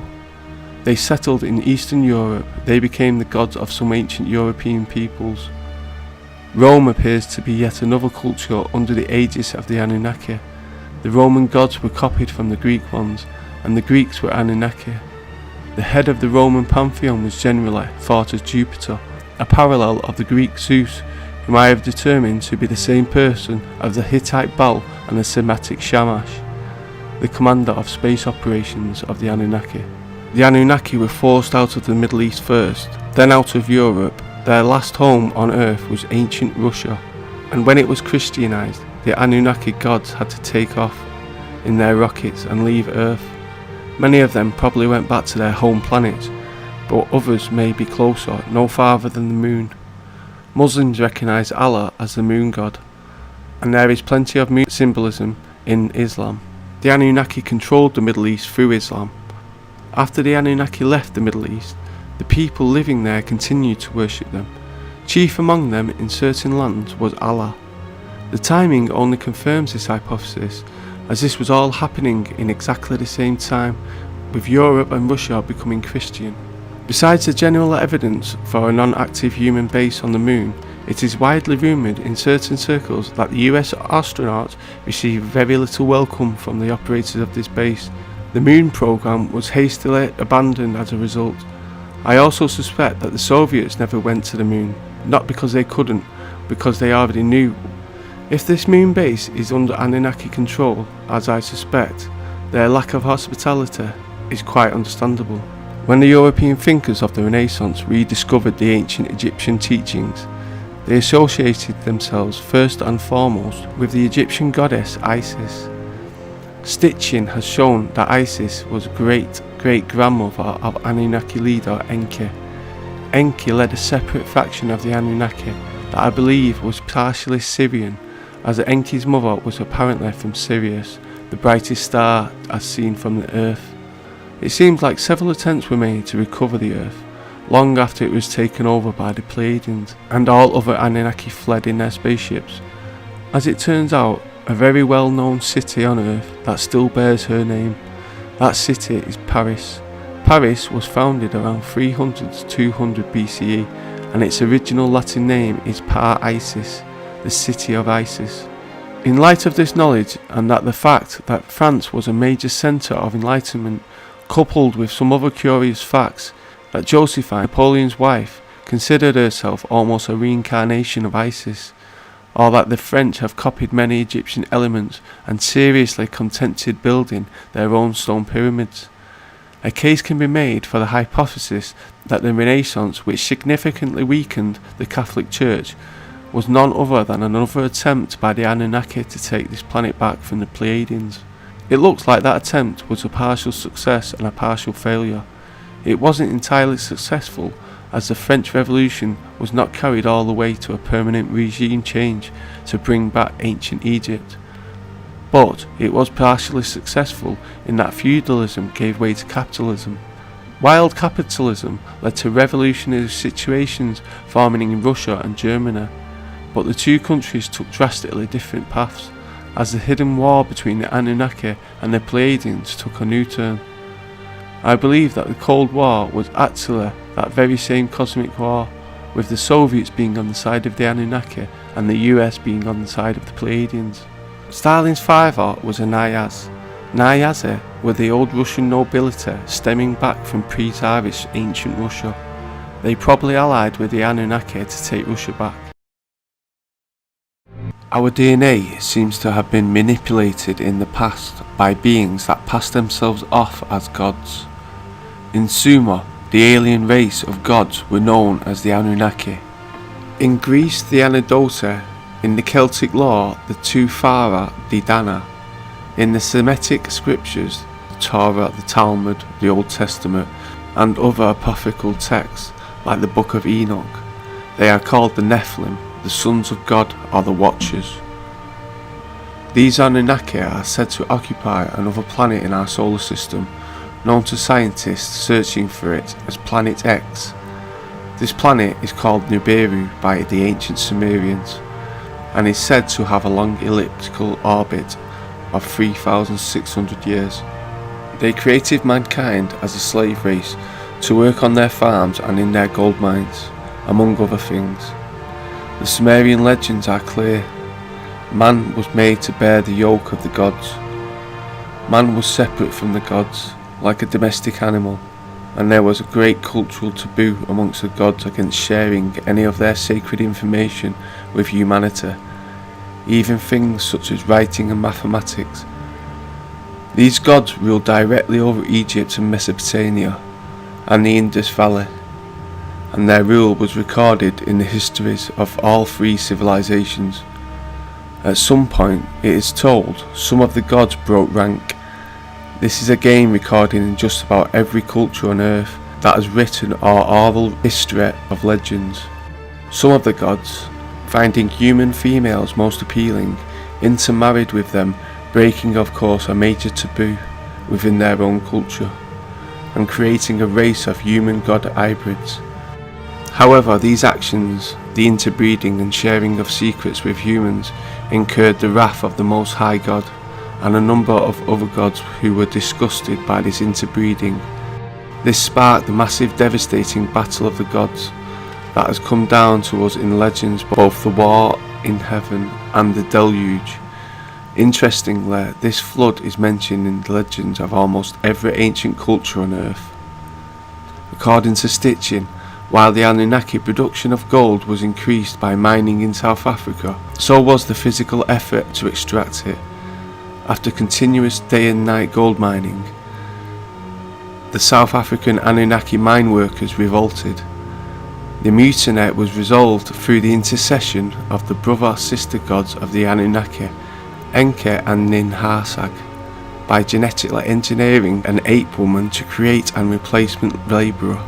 After considerable trial and error, according to the Sumerian story, a suitable worker was developed. Capable of gene manipulation technology, the Anunnaki implanted the ape woman's egg into a surrogate Anunnaki maiden. This early hybrid could not sexually reproduce, but at a later time some of the hybrids, referred to as blackheads in the Sumerian tablets, were moved from Africa to a place the Sumerians called Eden in Mesopotamia, and further engineered to be able to sexually reproduce. It is noted in the Bible that the sons of God saw the daughters of men, that they were fair, and they took them wives, all of which they choose. The debate has been raging about the Anunnaki, not whether they exist, nor whether they have been to Earth, as the evidence of them being here is overwhelming. That non-acceptance of the Anunnaki presence on Earth is only for those in denial of the truth. The debate is whether they are still here today. For years, much of the focus on investigating the Anunnaki has fallen upon the writings of Zacharias Sitchin, who has presented many theories, but also some hard facts. Are the Anunnaki still on Earth? The Anunnaki have forced humans to build huge structures such as the pyramids in Egypt and the Americas. Huge statues like those found in the Pacific Islands, huge runways and identification monuments for crafts visible to observers from the air. Many of these items have been designed by advanced cultures. The Anunnaki control religion and education and make certain that true knowledge is very difficult to acquire. They use propaganda and disinformation to confuse, program and control the people they enslave. It is important that misinformation and disinformation are mixed with enough truth to fool people, otherwise they would be useless tools. Religious inquisitions show that how thoroughly ignorance was once imposed upon the people. Today such inquisitions are accomplished more subtly by skeptics and disinformation agents who use tools like scorn or ridicule. Those who dare to go against the system are persecuted. Many have said that the human condition is explained away by human greed. Adam Smith and Anunnaki even dare to say, in The Wealth of Nations, that everyone's greed leads to everyone's good. This is one of the many lies that the Anunnaki spread, and it is the foundation of what we call capitalism today. However, the human condition is not caused by human greed, it is caused by Anunnaki enslavement agenda. The Anunnaki have elevated the value of gold and silver. They use these and other precious metals to manipulate prices of goods, appeal to people's vanity, and often use them as basis of the money system. Many believe that gold and silver are the only true money today. In times of struggle, people tend to invest in gold and silver. However, the Anunnaki invented money to help them enslave the people. Gold and silver are used by the Anunnaki to make their contrived money system appear to have some foundations. The Anunnaki have developed tax systems which keep the rich and poor blatantly separated and segregated. The rich feel superior to the poor and the poor feel inferior to the rich. Hence there is a crevice which divides the upper and lower classes. The Anunnaki do not want any real middle class. They want the poor to be poorer and the rich to be richer. One of the ways this is being accomplished is via the tax system in the capitalist countries. However, class separation is also being done in socialist and communist countries. The social economic classes are clearly divided in all Anunnaki-influenced cultures. Under the current situation, the poor are literally put into a poor box that they cannot get out of, short of winning the lottery, inheriting something or acquiring money or fortune via some other means. Often those other means are very shadowy. Slavery is the mainstream of the Anunnaki. It can be seen throughout history. Today, slavery still exists and it is flourishing in many countries in the Western and Eastern world. This can be seen in child labour situations, forced labour, and especially in the sex industry, most especially in third world countries. The most vulnerable to exploitation are women and children of the poorer classes. This is the Anunnaki exploitive trait. The Anunnaki run a war economy, and real peace is never considered by them. Before the Industrial Revolution, technological advances were literally at a standstill for untold centuries. This allowed them to better enslave and control the people. The Anunnaki needed the advanced technology to finalise their plans and totally enslave the inhabitants on Earth, with the NWO under a single power with a single police force. The Anunnaki can come in any type of body or gender for purposes of effecting the New World Order. They can be of any nationality, race, creed, career or religion. Reading Stitching's material, he has painted these evil aliens as palatable as possible by presenting the story that they are trying to save their own planet, and leaves the readers to believe that after this is accomplished they would leave without a trace, so to speak. But the Anunnaki came here to conquer and enslave, not for any worthy purpose whatsoever, nor will they leave voluntarily. For whatever reason, Sitchin's treatment of the Anunnaki comes across as propaganda. Sitchin is an Anunnaki apologist, it seems. His writings come across as protecting the Anunnaki history. An Akkadian tablet said to them, "There are 7 in the depths of the ocean. There are 7 in the brilliance of the heavens. There are 7. They proceed from the ocean depths, from the hidden retreat. According to an Akkadian magic tablet, they proceed from the ocean depths, from the hidden retreat. From the ancient idea of the 7 netherspheres, Dante took his vision of the descending circles of hell. Early Christians taught that each human soul descends from heaven, picking up one of the 7 deadly sins from each planetary sphere along the way. Lust from Venus, anger from Mars, and so on. After death, the soul returned to the highest heaven, shredding the same sins one by one, while passing the innkeeper of the spheres, providing of course that the soul was Christianized and therefore properly enlightened. These 7 judges are a common mythical motif, also found in Slavic Serbian mythology. 7 judges and 7 messengers who flew across the universe in the guise of stars with trails. This information is what the ancients themselves wrote. The Gutte, also known as the Gutians, were a nomadic people of the Zagros Mountains on the border of modern Iran and Iraq. Their homeland was known as Gutium. The conflict between the people from the Gutian and Akkadian Empire has been linked to the collapse of the Akkadian Empire towards the end of the 3rd millennium BCE. The Gutte subsequently overrun southern Mesopotamia and formed a royal dynasty in Sumer. The Sumerian king list suggests that the Gutte ruled over Sumer for several generations following the fall of the Akkadian Empire. Little is known of the origins, material, culture or language of the Gutte, as contemporary sources provided few details and no artifacts that have been positively identified. As the Gutian language lacks a text corpus, apart from some proper names, its similarities to other languages are impossible to verify. The names of the Gutian Sumerian kings suggest that the language was not closely related to any other language of the region, including Sumerian, Akkadian, Hittite. W.B. Henning suggested that the different endings of the kings' names resembled case endings in the Taurtian language, a branch of Indo-European known from texts found in the Tarim Basin in the northwest of modern China, dating from the 6th to 8th centuries CE, making Gutian the earliest documented Indo-European language. He further suggested that they had subsequently migrated to the Tarim.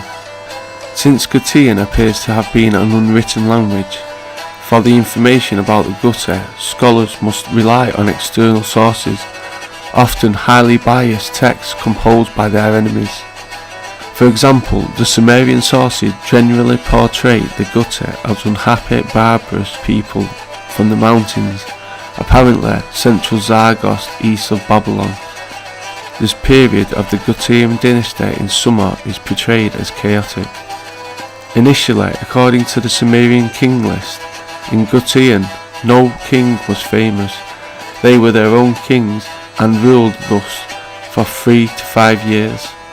This may indicate that the Gutian kingship was rotated between tribes, clans, or within an elite. According to the historian Henry Hoyt Holdsworth, renowned archaeologist, the Gutians were pale in complexion and blonde. This was asserted on the basis of assumed links to the peoples mentioned in the Old Testament.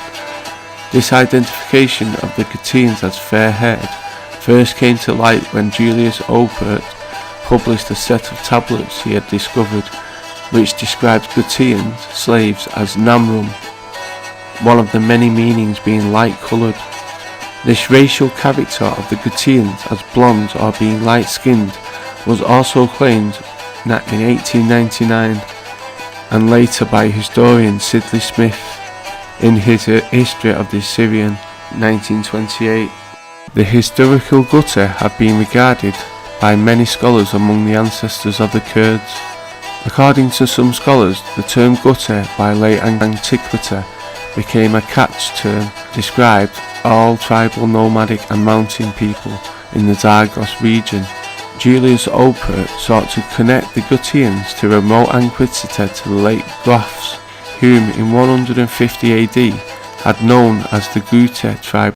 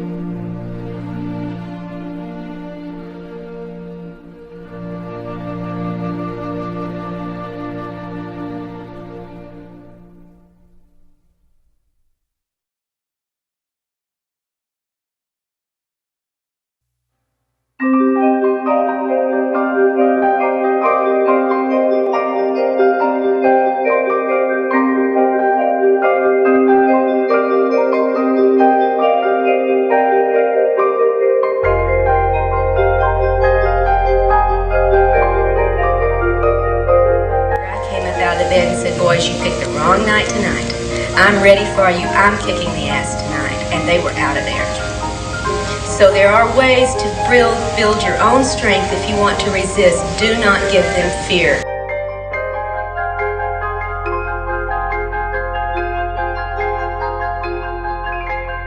There is at least one group within this organization that enjoys and seeks and in fact manipulates the production of fear in us and takes it as we take energy from a battery. And I say don't give it to them. Give them something they don't want. Give them resistance.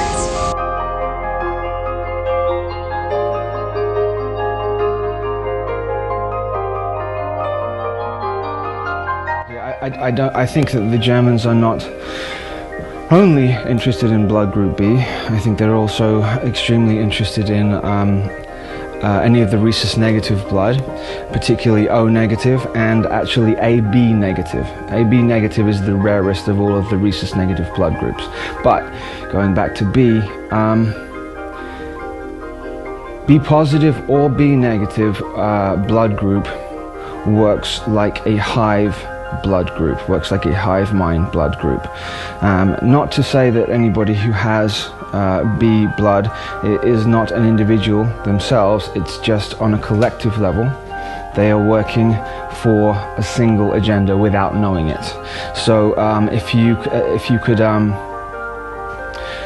amass a huge amount of people with blood group B, then you could have sort of an army working for you, and each individual would be unknown that they are actually part of the collective.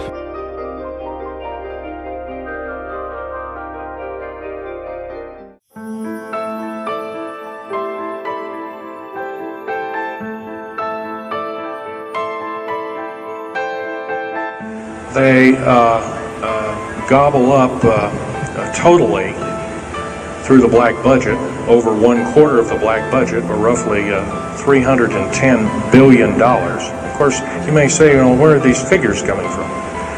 Well, the black budget, as we know it, in quote, black projects, which anything called black is significant of hidden from Congress, hidden from the American people, and very few people are even in the know about it at all.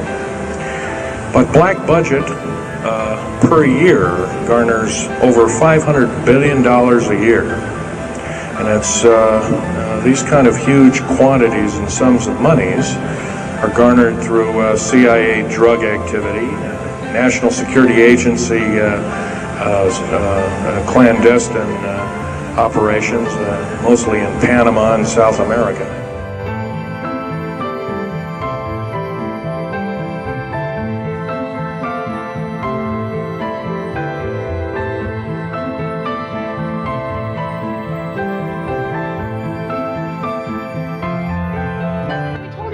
possible missile, rocket, or maybe airplane that was seen off the coast of California on Monday. Today, there still aren't many answers as to what it actually was, but one woman says she has some answers. You'd be surprised to find out where she's getting her information from. Colleen Thomas is a home health administrator turned physicist who specializes in the science of creation. And she's the mother of a race of good aliens here on Earth called Pleiadians. She says she knows exactly what happened with that missile, and she joins me now from Roseville, California.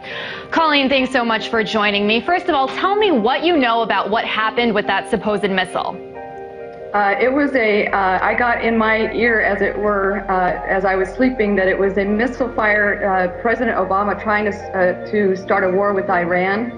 The Pleiadians downed the missile harmlessly at sea, and then last night from San Diego, our government fired another ICBM at the Pleiadians this time. But the Pleiadians ships are able to change density and do all kinds of things that these guys on this planet have never imagined. And a rocket could pass right through them and not harm them. And plus, they can outrun it too if they wanted to just get out of the way. But it's really kind of silly to think that we can take on a race that's been around for many, many, many millions of eons longer than the reptilians. And really briefly, Colleen, some people might not know exactly who the Pleiadians were, so why would President Obama want to fire an ICBM at the Pleiadians? Because they're here to rescue the human beings who are being enslaved on this planet and forced into a paradigm of a super oligarchy that favors the Bilderberg Group and the Illuminati and is completely and utterly without any conscience towards the human beings whatsoever. They poison us deliberately in order for us to have to buy pharmaceuticals so that they can string our miserable little lives along on pharmaceuticals for the rest of our, aging days. There's no need for us to be in the kind of physical condition that we are in. But they put chemtrails in collusion with BP, British Petroleum. They put chemicals in jet fuel, and those chemicals end up getting sprayed in these minute particulates that rain down on our food, on our crops, and in our water. There's lithium in those chemtrails. There's also fluoride and a lot of other heavy metals that are dispersed in the air as chaff, so that the American government can talk to one another militarily without being listened in upon by other foreign countries. They know this stuff is toxic for us, but there's money in toxifying us. And so they work in collusion with the pharmaceutical companies with these backdoor deals, changing the laws and making everything favorable for these guys, but not favorable for the humans whatsoever. Humans are just commerce to these people, and they're also meat to these people. They not only kill and eat us, they sell our dead bodies on a meat market of their own kind that goes passing by here every 50 years. And I got that straight from the CIA agent. And, I know that you say that you have contact with the Pleiadians. How often do they talk to you? And what else do they say about the current situation in the United States right now? We're in a recession. There's talk about China surpassing us in the economy. I'm curious what the Pleiadians have to say about all of those issues, too. They are working towards the peace of this planet and towards towards eradicating us of our draconian reptilian infestation.